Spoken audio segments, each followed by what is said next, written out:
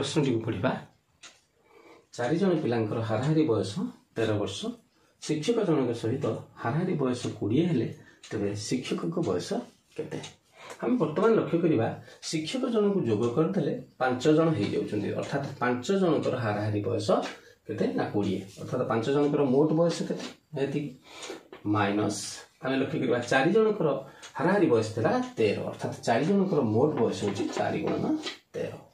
ये बाहरी पड़ो शिक्षकों बयस 20 × 100 माइनस 13 × 4 ताले केते शिक्षकों बयस केते 48।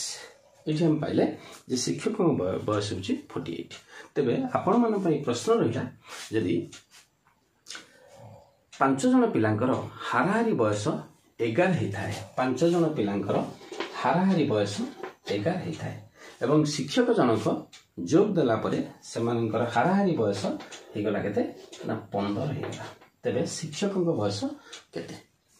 आशा करछि कमेंट निश्चित भाव में यार आंसर टी करके देबे। धन्यवाद।